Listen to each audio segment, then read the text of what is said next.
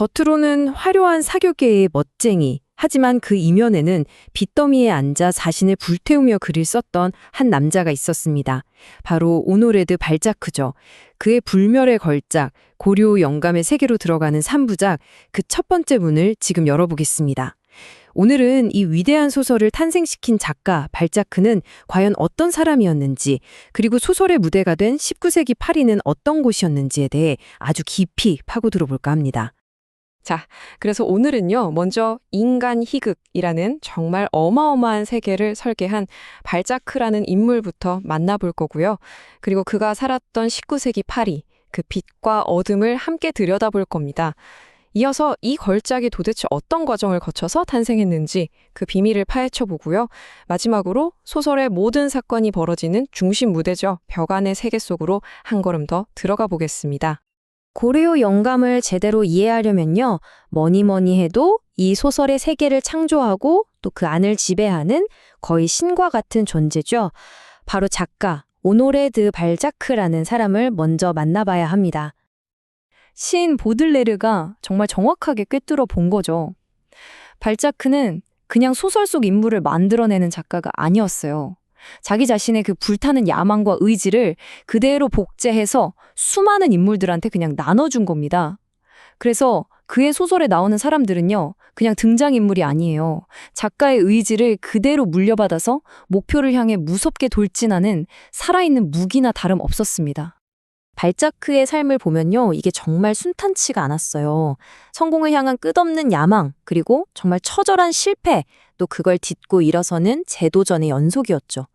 희곡 작가로 유명해지고 싶었는데 결과는 냉혹한 평가뿐이었고, 사업가로 돈을 벌어보려 했지만 남은 건 평생을 갚아도 모자랄 어마어마한 빚뿐이었습니다.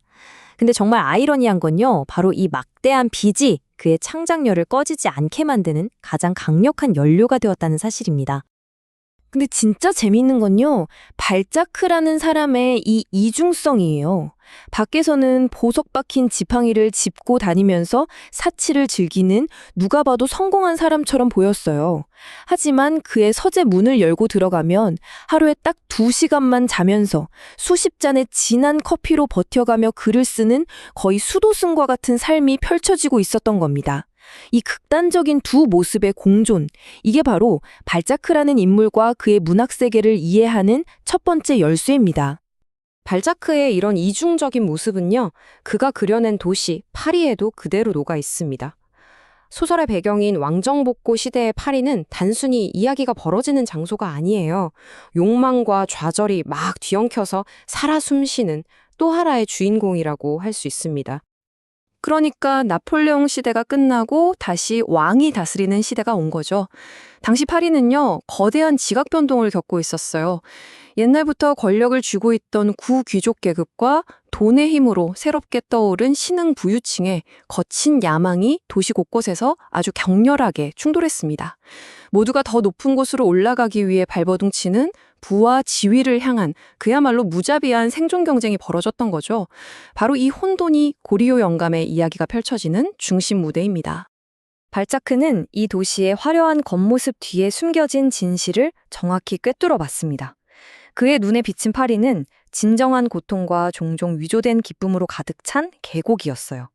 이게 무슨 말이냐면 겉과 속이 다른 거대한 위선의 공간이었다는 거죠. 사람들은 화려한 무도회에서 거짓된 미소를 지으면서 기쁨을 연기했지만 그 뒤에서는 신분 상승을 위한 처절한 몸부림과 좌절의 고통이 들끓고 있었다는 겁니다. 이 시대를 제대로 상상하시려면요, 우리가 지금 알고 있는 그 낭만적인 파리의 모습은 잠시 잊으셔야 합니다. 프랑스 전역의 증기 엔진이 40개도 채 되지 않았던 시절이었어요. 즉, 아직 산업화가 되기 한참 전의 사회였던 거죠. 여전히 대부분의 사람들이 농촌에 살았고 모든 건 사람의 손과 동물의 힘으로 움직였습니다. 기계 소음 대신에 말발굽 소리가 거리를 가득 채우던 그런 시대였죠. 그러니까 당시 파리는 눈으로 보는 도시가 아니라 코와 귀로 먼저 느끼는 도시였던 거죠. 마당에서는 돼지랑 닭이 막 돌아다니고 집안의 쓰레기는 그대로 길거리로 쏟아져 나와서 진흙으로 막힌 하수구로 흘러들어갔습니다. 악취와 농장의 소음이 뒤섞인 지저분하지만 동시에 엄청난 생명력으로 꿈틀대는 여러 마을들의 집합체, 그것이 바로 발자크가 살았던 파리의 진짜 모습이었습니다. 이 소설 속 파리는요, 이렇게 완전히 다른 두 개의 세계로 딱 나뉘어 있어요. 한쪽에는 화려한 무도회가 열리는 상류층의 공간 포보르 생제르맹이 있고요.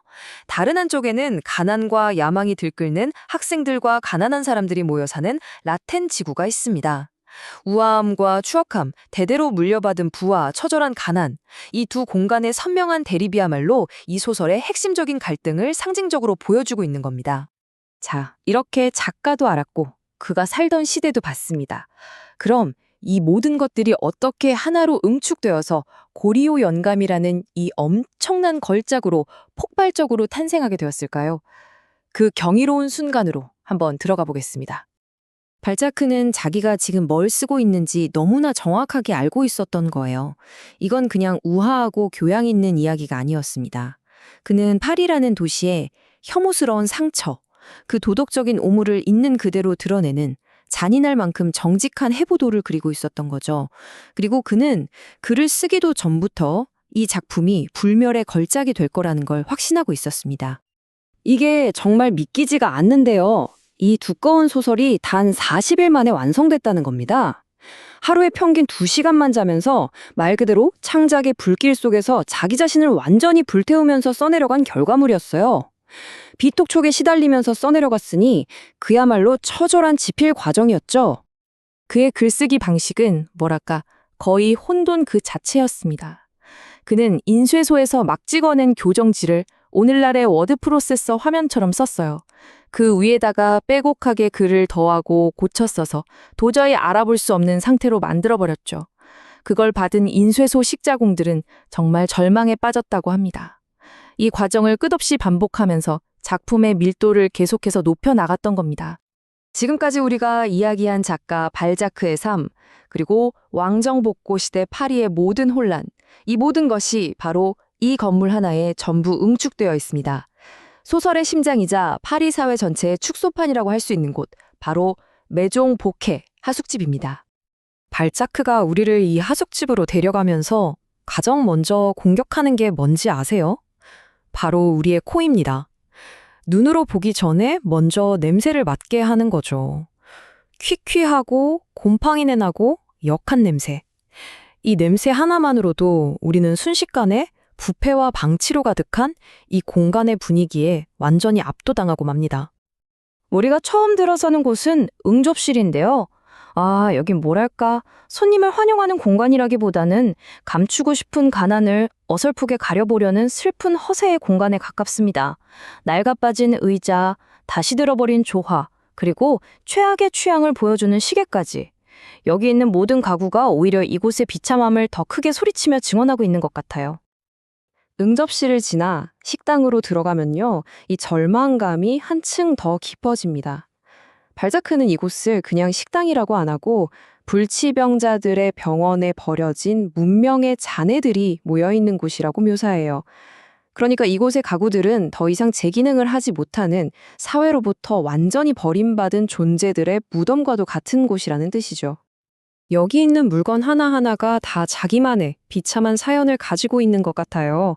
끈적거리는 찬장, 이가 빠진 유리물병, 그리고 손가락으로 이름을 쓸 수 있을 만큼 기름때가 낀 식탁포까지. 이 공간에 멀쩡한 건 정말 단 하나도 없습니다. 모든 것이 낡고 부서지고 더럽혀져 있죠. 이게 바로 발자크가 정말 대단한 점인데요. 환경적 통일성이라는 기법입니다. 간단히 말해서 장소와 사람이 그냥 하나라는 거예요. 이 공간에 놓인 그 어떤 사물도 우연히 존재하는 게 아닙니다. 썩어가는 낡은 하숙집은 곧 그곳에 사는 사람들의 썩어가는 삶과 절대로 분리될 수 없는 하나인 거죠. 환경이 인물을 설명하고 인물이 다시 환경을 증명하는 완벽한 일치를 보여주는 겁니다. 자, 바로 이겁니다. 이 비참하고 초라한 하숙집의 벽 안에서 발자크는 19세기 파리 사회 전체를 하나의 축소판으로 담아낸 겁니다.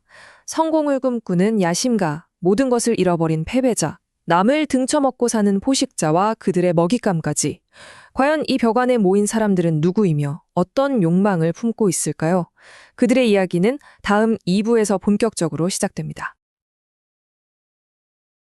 자, 지난 시간에 우리는 야심만만했던 젊은이 외젠 드라스티냐크가 파리 사교계의 그 높은 벽 앞에서 얼마나 혹독한 실패를 맛봤는지 함께 지켜봤습니다. 기억나시죠? 멸시와 조롱 속에서 그는 깨달았어요. 아, 이 세계는 순진한 열정만으로는 절대 정복할 수 없구나. 그래서 그는 이 굴욕감을 가슴에 품고 자신의 먼 친척이자 파리 사교계의 여왕 보세앙 자작 부인을 찾아갑니다. 어떻게든 이 냉혹한 세계에서 살아남을 비법을 배우기 위해서였죠. 이게 바로 보세앙 부인이 라스트냐크에게 건넨 첫 번째 가르침입니다. 계산이 차가울수록 더 높이 올라갈 수 있다. 와, 정말 충격적인 말 아닌가요? 이건 그냥 단순한 조언이 아니에요. 파리를 정복하기 위해 필요한 아주 비정한 철학의 입문서나 다름없습니다. 감상 같은 건 다 버리고 철저하게 이성적으로, 아니 심지어는 무자비하게 행동하라고 가르치는 거죠. 여기서 역마라는 비유가 정말 기가 막힙니다.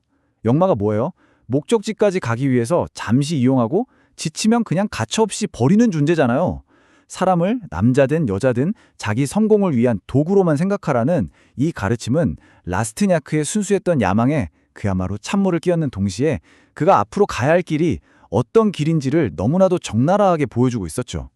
보수양 부인은 여기서 한 걸음 더 나아가서 사교계의 본질이 뭔지 딱 규정해줍니다. 이곳은 무슨 낭만적인 파티장이 아니라는 거죠. 말 그대로 전쟁터라는 겁니다. 그리고 이 전쟁터에서 이기려면 뭐가 필요하겠어요?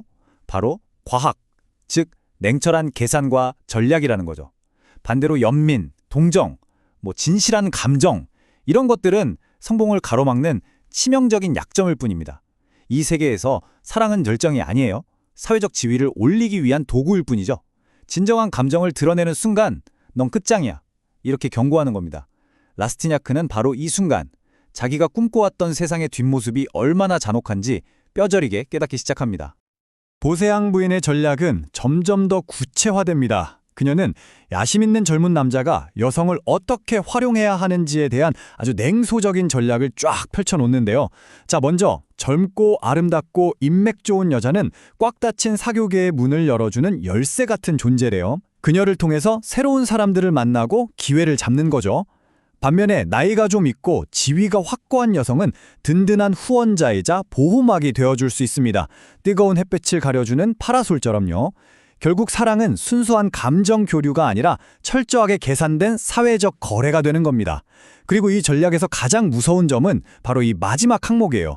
여자는 목적을 위한 수단일 뿐 결코 목적 그 자체가 아니다. 이 말, 이건 라스티냐크가 앞으로 맺게 될 모든 인간관계의 본질을 규정해버리는 저주와도 같은 말이 되어버립니다.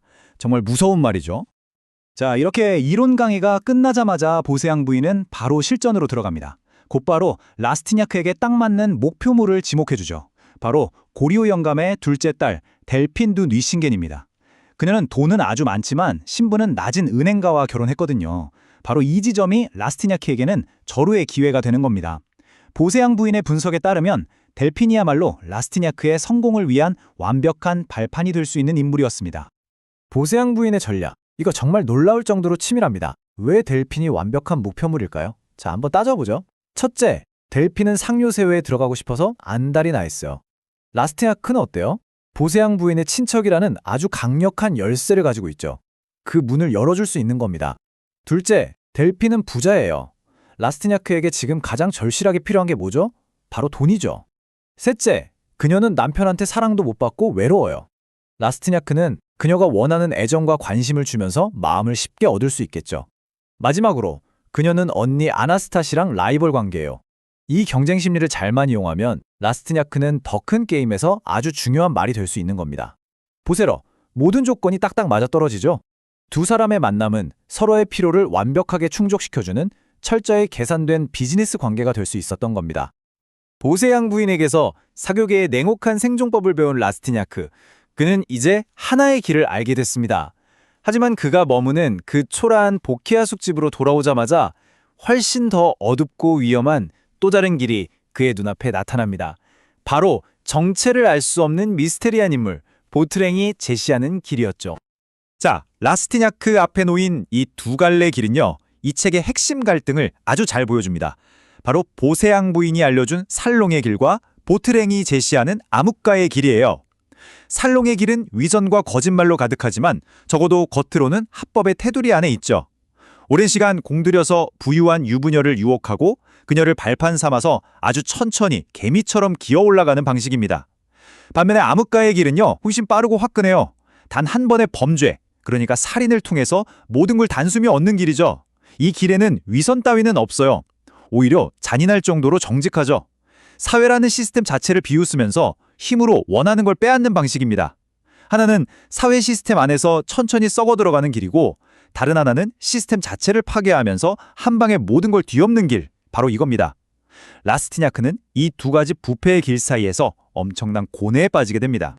보트랭의 철학은 이 한마디에 다 담겨 있습니다. 그는 사회가 정해놓은 규칙, 정직하게 노력하면 성공한다는 그런 말을 아주 경멸해요. 그에게 사회는 거대한 정글일 뿐이고 오직 잡아먹는 포식자만이 살아남는 곳이죠. 어리석은 복종은 뭐겠어요? 대다수의 평범한 사람들이 가난과 고통 속에서 그냥 그렇게 살아가는 길을 말하는 겁니다. 보트랭은 당연히 반항을 선택하죠. 그는 사회의 법이나 도덕, 이런 것들 위에 서서 자기만의 규칙을 만듭니다. 그가 보기에 성공하는 길은 딱 두 가지뿐이에요. 진짜 압도적인 천재성을 갖거나 아니면 그보다 훨씬 쉬운 길, 바로 교묘한 부패를 저지르는 거죠. 보트랭은 지금 라스티냐크에게 이 두 번째 길, 가장 확실하고 빠른 길을 제안하고 있는 겁니다. 보트랭의 계획은 정말 대담하면서도 끔찍합니다. 근데 그는 이걸 절대 살인이라고 부르지 않아요. 대신 아주 간단하고 논리적인 사업 제안으로 포장을 하죠. 불공정한 인생이라는 게임을 한 번에 통과하는 지름길이라고 말하면서요. 목표는 같은 하숙집에 사는 순진한 처녀 빅토린입니다. 그녀의 아버지는 백만장자인데 아들만 예뻐하고 딸에게는 돈 한 푼 안 주거든요. 장애물은 바로 그 오빠인 거죠. 자, 보트랭의 해결책은 아주 간단합니다. 오빠를 결투해서 죽게 만들겠다는 거예요. 그러면 빅토리는 막대한 재산의 유일한 상속녀가 되고 라스티냐크는 그녀와 결혼해서 그 돈을 몽땅 차지하는 거죠. 그리고 그 대가로 보트랭에게 수수료 20만 프랑만 주면 끝. 이 모든 과정에서 라스티냐크는 손에 피 한 방울 묻힐 필요도 없어요. 그냥 가만히 고개만 끄덕이면 모든 게 해결되는 정말 끔찍한 유혹인 거죠. 두 가지 타락의 길 앞에서 갈등하던 라스티냐크. 그는 한 가지 분명한 사실을 깨닫습니다. 어떤 길을 가든 일단 시작하려면 돈이 필요하다는 걸요. 델핀을 유혹하는데도 돈이 들고 심지어 보트랭의 제안을 기다리는 동안에도 당장 파리에서 먹고 살 돈이 있어야 했으니까요. 결국 그는 자신이 아는 유일하고 순수한 존재, 바로 가족에게 손을 벌리기로 결심합니다. 정말 아이러니하죠. 이 편지 구조를 좀 보세요.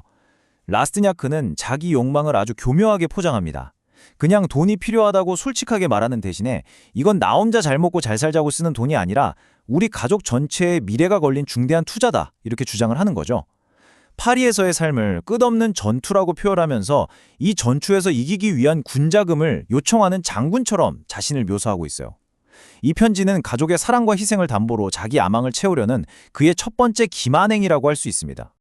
어머니의 답장은 사랑과 동시에 아주 깊은 불안감으로 가득 차 있습니다. 그녀는 아들이 뭔가 위험한 길에 들어서려 한다는 걸 직감한 거죠.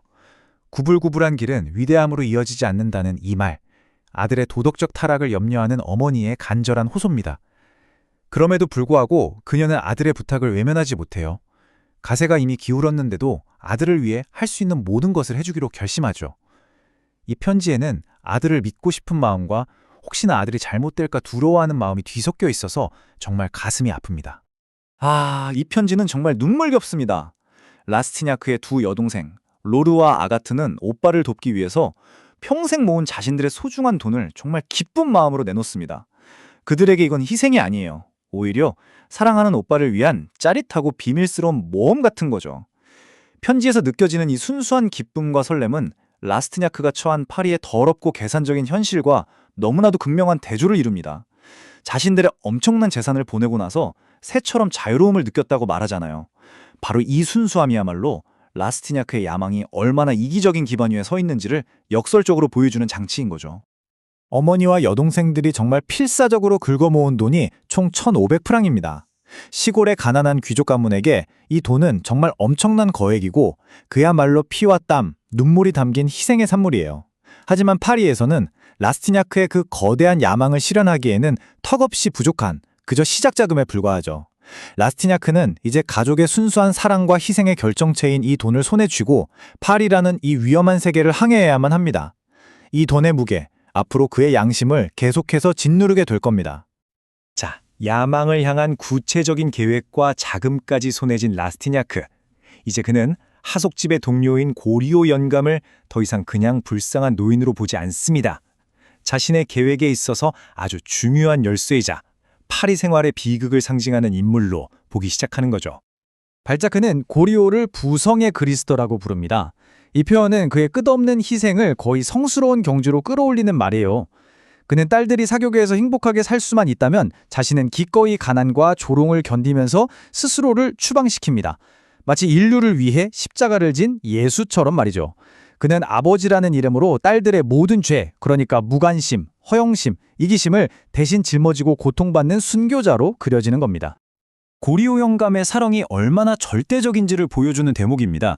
그는 자신의 딸 델핀을 행복하게 해줄 수 있는 남자, 즉 라스티냐 앞에서 이렇게 말하는 거예요. 딸의 연인의 심부름꾼이 되어도 좋다고, 그의 부추를 닦아주겠다고요. 이건 단순한 헌신을 넘어선 거예요. 자기 자신이라는 존재가 완전히 사라져버린 거죠. 그의 존재 이유는 오직 딸들의 행복, 딱 그거 하나고 그 행복을 위해서라면 자신의 모든 존엄성을 버릴 준비가 되어 있는 겁니다. 그의 사랑은 그 자체로 하나의 종교와도 같아요. 하지만 책은 이 순수한 사랑에 대해서 질문을 던집니다. 여러분은 어떻게 생각하세요? 과연 이게 진정으로 숭고한 사랑일까요? 아니면 좀 병적인 집착에 불과한 걸까요?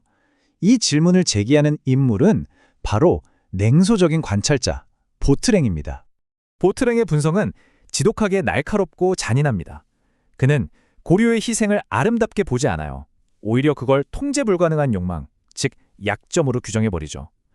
그에게 고리오는 딸이라는 대상에 미쳐있는 도박꾼이나 수집가랑 다를 게 없는 거예요. 그의 사랑은 영웅적인 게 아니라 거짓과 자기 기만을 먹고 자라는 음울한 집착이라는 거죠. 더 나아가서 보트랭은 고리오가 뭐 특별한 존재가 아니라고 말합니다. 파리에는 그처럼 단 하나의 열정에 미쳐 살아가는 모노마니악들이 널려 있다는 거예요. 누군가는 권력에, 누군가는 돈에, 누군가는 예술에 미쳐있듯 고리오는 그저 딸들에게 미쳐있는 무진 막대기일 뿐이다, 이겁니다. 이 분석은 파리라는 공간이 어떻게 인간의 가장 순수한 감정마저 비틀고 병들게 하는지를 정말 놀랍도록 잘 보여주고 있습니다. 가족의 희생으로 얻은 돈을 손에 쥐고 두 개의 상반된 길 앞에서 고뇌하던 라스티냐. 이제 일련의 사건들이 그를 결정의 순간으로 마구 몰아갑니다. 더 이상 망설일 수 없는 순간이 온 것이죠. 라스티냐크는 의대생 친구 비앙숑에게 이 유명한 도덕적 딜레마를 던집니다. 이게 바로 그의 내적 갈등이 얼마나 깊은지를 보여주는 장면이에요. 보트랭의 제안 때문에 중국의 관리를 죽이는 문제는 더 이상 그에게 그냥 책 속에 나오는 가상의 질문이 아닌 거죠.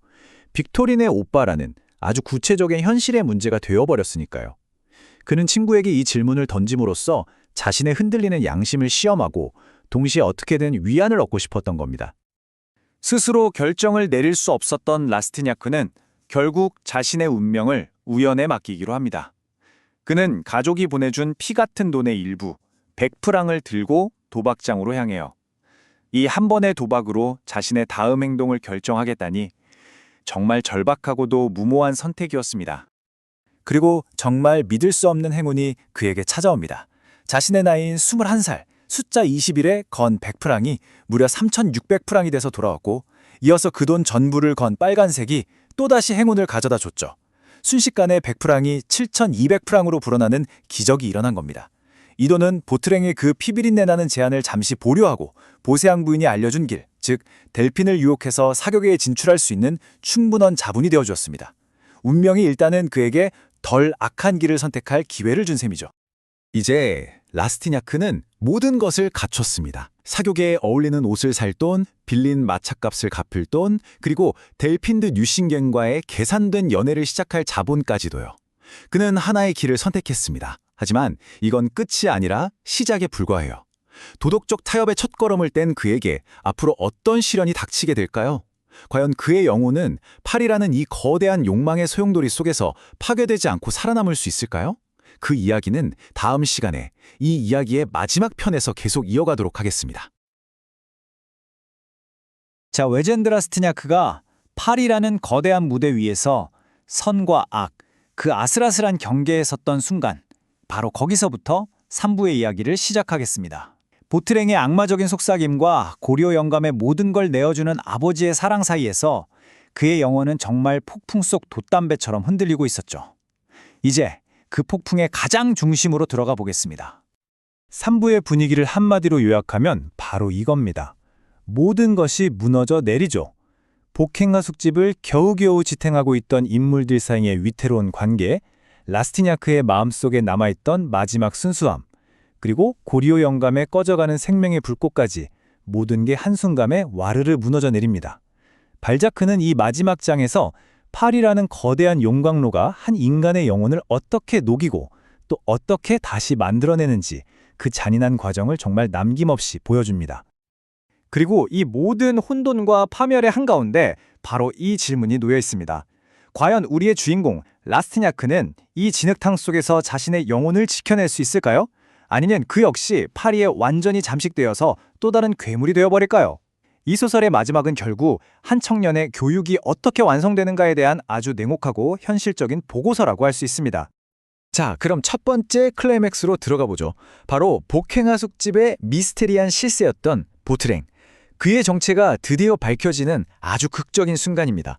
그가 늘 쓰고 있던 온화하고 유쾌한 이웃 아저씨 같은 가면 뒤에 숨겨진 진짜 얼굴은 정말 모두의 상상을 초월하는 것이었죠. 보트랭을 무너뜨리기 위한 이 계획 정말 치밀하고 냉정하죠. 근데 여기서 진짜 소름 돋는 건 이 배신이 얼마나 계산적으로 이루어지냐는 거예요. 경찰총관 곤디로는 미쇼노 양의 돈에 대한 탐욕, 그리고 푸아레의 맹목적인 복종 심리를 정확하게 파고들죠. 푸아레에겐 안정적인 연금을, 미쇼노에겐 3,000프랑이라는 거금을 미끼로 던져서 그들의 양심을 아주 간단하게 사버립니다. 이건 그냥 밀고가 아니에요. 정의라는 이름 아래 사회 시스템이 어떻게 또 다른 악을 만들어내는지, 그리고 돈이라는 것 앞에서 인간의 도덕성이 얼마나 쉽게 허물어지는지를 보여주는 아주 잔혹한 축소판인 셈이죠. 그리고 이 모든 계획의 방아쇠는요, 정말 어이없고 사소한 데서 당겨집니다. 의대생 비앙숑이 경찰들이 하는 얘기를 우연히 엿듣고는 죽음 사기꾼이라는 별명을 그냥 무심코 내뱉거든요. 사실 이 별명은 타록스 자크 콜랭을 부르는 암호였는데 비앙숑은 그냥 재미있는 별명이다 싶어서 말한 거죠. 하지만 이 한마디가 보트랭에게는 모든 게 끝났다는 피할 수 없는 신호탄이었습니다. 바로 이 순간입니다. 이 문장 하나가 보트랭이 배신당했다는 사실을 깨닫는 그 찰나를 기가 막히게 포착하고 있죠. 그는 그냥 범죄자가 아니에요. 보세요. 그의 시선, 그러니까 그의 의지 하나만으로 배신자를 무릎 꿇게 만들 정도의 엄청난 카리스마와 힘을 가진 인물인 겁니다. 심지어 체포되기 직전 가장 궁지에 몰린 상황에서도 그의 존재감은 하숙집의 모든 사람을 압도합니다. 이게 바로 발자크가 그려낸 어떤 의미에서는 악의 위대함이라고 할 수 있겠죠. 경찰이 들이닥치는 순간 그 평범하고 누추했던 복행하숙집은 순식간에 국가 권력과 한 거대한 개인의 의지가 정면으로 충돌하는 장엄한 무대로 변해버립니다. 권총을 든 형사들, 군인들이 하숙집을 포위하고 법과 왕의 이름으로 라는 외침이 울려 퍼지죠. 이 장면은 사회 질서라는 것이 개인의 삶에 얼마나 폭력적으로 개입할 수 있는지를 아주 생생하게 보여줍니다. 경찰서장이 보트랭의 머리를 탁 쳐서 가발을 벗겨내는 순간 그의 진짜 모습이 드러납니다. 이 극적인 변화를 한번 보세요. 온화한 미소를 짓던 보트랭은 사라지고 짧은 벽돌색 머리 아래 지옥의 불길이 이글거리는 듯한 눈빛을 가진 타록수 자크 콜랭이 나타나는 거죠. 발자크는 이 변신을 통해서 한 인간 안에 공존하는 선과 악의 가면, 그리고 사회가 정해놓은 정체성과 개인의 진짜 본질 사이의 간극을 아주 극명하게 보여주는 겁니다. 그는 더 이상 하숙집의 유쾌한 이웃이 아니에요. 사회 전체의 반기를 든 거대한 반역자죠. 그런데 체포되는 그 순간에도 이 남자 콜랭은 무너지지 않습니다. 오히려 자신만의 확고한 도덕률, 자신만의 명예를 보여주죠. 그는 자기를 체포한 경찰서장을 조롱하면서도 자기를 배신한 사람이 누군지 정확히 확인하려고 해요. 왜냐? 엉뚱한 사람이 자기 때문에 피해를 입는 건 불공평하다고 생각하기 때문이죠. 사회의 법은 우습게 알지만 자기들 세계의 의리와 규칙은 철저하게 지키는 그의 이중적인 면모를 아주 선명하게 보여주는 대목입니다. 자, 보트랭이라는 이 거대한 폭풍이 한번 휩쓸고 지나갔습니다. 이제 그 자리에서 훨씬 더 내밀하고 어쩌면 더 처절한 비극이 시작됩니다. 바로 고려 영감의 가족 드라마죠. 공적인 범죄의 드라마에서 이제 사적인 욕망이 만들어내는 파멸의 이야기로 초점이 옮겨갑니다. 두 딸이 각자 어떻게 파멸의 길로 들어섰는지 한번 보시죠. 맏딸 아나스타지는 귀족 사회의 체면 때문에 연인의 엄청난 도박빚을 갚아주다가 결국 시어머니의 다이아몬드까지 팔아치우는 막다른 길에 몰렸고요. 둘째 딸 델피는 금융가 남편 덕에 신분은 상승했지만 남편이 그녀의 지참금을 마음대로 투자해서 묶어버리는 바람에 경제적으로 완전히 예속되어 버렸죠. 자, 여기서 중요한 건 두 자매의 위기가 겉보기엔 달라 보여도 그 뿌리는 똑같다는 겁니다. 바로 파리 상류사회의 사치와 허영, 그리고 돈에 대한 끝없는 갈망이죠. 결국 각자 다른 문제에 부딪혔지만 해결책을 찾기 위해 달려가는 곳은 단 한 곳, 바로 아버지 고리오 영감의 마지막 남은 재산입니다. 아버지가 보는 앞에서 두 딸이 서로의 치부를 들추며 싸우는 장면은 이 소설에서 가장 끔찍한 장면 중 하나입니다. 이 대사는 동생 델핀이 언니 아나스타지에게 내뱉는 말이에요. 자기 문제는 남편 때문인데 언니는 연인한테 돈 쓰느라 아버지를 괴롭히는 거 아니냐고 비꼬는 거죠. 이들의 대화 속에는 아버지를 향한 걱정이나 자매로서의 우애, 이런 건 눈꽃만큼도 없습니다. 오직 자신의 불행을 과시하고 상대방의 약점을 물어뜯고 아버지의 마지막 재산을 차지하려는 이기심과 경쟁심만 들끓을 뻔이에요. 그리고 이 끔찍한 싸움의 끝에서 고려 영감은 마지막 남은 모든 것을, 정말 자신의 생명줄을 내어줍니다. 노후를 보장해줄 유일한 희망이었던 연금마저 담보로 잡혀서 아나스타지의 빚을 갚을 환호염에 서명을 하죠. 이건 단순히 돈을 주는 게 아니에요. 자신의 생명을 딸들의 허영심과 맞바꾸는 행위이고 자기 존재 전체를 불태워버리는 마지막 희생입니다. 이 서명과 함께 그의 육체와 정신은 다시는 회복할 수 없는 상태로 무너져 내리기 시작합니다. 이제 소설은 가장 고통스럽고 비극적인 정점을 향해 달려갑니다. 모든 것을 바쳤던 딸들에게 버림받은 채 차가운 다락방에서 홀로 죽어가는 고려 영감의 마지막 시간들이죠. 이건 단순히 한 사람의 죽음이 아니에요. 아버지의 사랑이라는 신성한 가치가 자본주의적 욕망 앞에서 얼마나 처참하게 짓밟힐 수 있는지를 보여주는 거대한 상징과도 같습니다. 의대생 비양슝은 고리오 영감의 상태를 장액성 졸중이라고 진단합니다. 오늘날의 의학 용어는 아니지만 핵심은 이거예요. 그의 몸이 무너진 게 순전히 정신적인 고통 때문이라는 거죠. 두 딸이 자기 눈앞에서 벌인 그 추악한 다툼과 끝없는 요구가 말 그대로 아버지의 뇌혈관을 터뜨려버린 겁니다. 그의 병은 육체의 병 이전에 짓밟힌 사랑과 배신감이 만들어낸 영혼의 병이었던 셈이죠. 이 대비를 한번 보세요. 정말 잔인할 정도죠. 아버지가 죽어가는 바로 그 시간에 딸들의 머릿속은 온통 보샹 부인의 무도의 생각뿐입니다. 어떤 드레스를 입을까? 어떤 보석으로 치장할까? 사교계에서 어떻게 주목받을까? 이게 그들의 유일한 관심사예요. 아버지의 차갑고 축축한 다락방과 그들의 화려한 무도회장, 죽음의 고통과 사교계의 허영, 이 극명한 대조를 통해 발자크는 당시 파리 상류사회의 비인간성과 물질주의가 얼마나 끔찍한 지경에 이르렀는지를 고발하고 있는 겁니다. 죽음의 문턱에서 고리오 영감은 마침내 평생을 애써 외면해왔던 그 끔찍한 진실과 마주합니다. 딸들이 자기를 찾아오지 않을 거라는 걸 이제야 분명히 깨닫는 거죠. 아니 사실은 오래전부터 알고 있었지만 스스로를 속여왔던 겁니다. 그의 이 절규는 단순한 슬픔을 넘어서요, 평생을 바친 사랑이 완벽한 허상이었음을 깨달은 한 인간의 존재가 송두리째 무너져 내리는 처절한 독백입니다. 고리오의 고통은 이제 개인의 비탄을 넘어 보편적인 경고가 됩니다. 그는 자신의 곁을 유일하게 지켜주는 라스티냐크에게 이렇게 절규하죠. 이 말은 고리오 영감이라는 책 전체를 관통하는 가장 비극적인 주제를 압축하고 있어요. 가장 신성하다고 믿는 가족관계 안에도 얼마나 끔찍한 잔혹함이 숨어 있을 수 있는가에 대한 고발인 셈이죠. 그는 자신의 삶 전체를 통해 부모와 자식 관계가 생명과 죽음을 교환하는 잔인한 거래가 될 수도 있다는 걸 증명하고 있는 겁니다. 결국 그의 장례식에 참석한 사람은 단 2명이었습니다. 그의 마지막을 지키고 자신의 마지막 남은 돈으로 장례까지 치러준 라스티냐크, 그리고 하숙집에 충직한 하인 크리스토프. 딸들은요, 끝내 오지 않았습니다. 대신에 가문의 문장이 화려하게 새겨진 텅 빈 마차 2대만 덜렁 보냈죠. 이 텅 빈 마차는 이 소설에서 가장 강력하고 서늘한 상징 중 하나예요.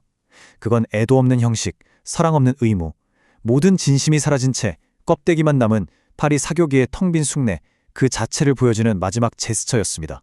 아버지는 죽어서까지 딸들의 사회적 체면을 위한 도구로 이용된 거죠. 이 모든 끔찍한 사건들을 바로 곁에서 목격한 라스티냑. 고리오의 죽음은 그가 파리에서 받은 교육의 마지막, 그리고 가장 혹독한 수업이었습니다. 그는 이제 어떤 선택을 하게 될까요? 이것이 라스티냐크가 도달한 결론입니다. 보트랭의 반역과 고리오의 희생, 그 양극단의 파멸을 모두 지켜본 그는 이제 사회를 기회의 장이 아니라 한번 발을 들이면 결코 빠져나올 수 없는 부패한 진흙탕으로 보게 된 거죠. 순수함이나 양심 같은 건 이 진흙탕 속에서 살아남는데 아무런 도움이 되지 않는다는 걸 뼈저리게 깨달은 겁니다. 이 타임라인을 보면 라스티냐크의 변화 과정이 한눈에 들어오죠. 시골 출신의 순진한 법대생이었던 그는 파리라는 거대한 학교에서 혹독한 교육을 받았습니다. 사교계의 화려한 껍데기를 받고 보트랭이 제시한 악의 논리를 배웠고, 그리고 고리오의 죽음을 통해 인간성의 파멸을 목격했죠. 이 모든 수업을 마친 그는 이제 모든 환상을 버린 냉혹한 현실주의자로 다시 태어납니다. 더 이상 사회에 적응하려는 순진한 청년이 아니라 사회의 법칙을 역이용해서 세상을 정복하려는 야심가가 된 것입니다. 그렇다면 고리오 영감이라는 이 위대한 소설은 문학의 역사에 과연 무엇을 남겼을까요?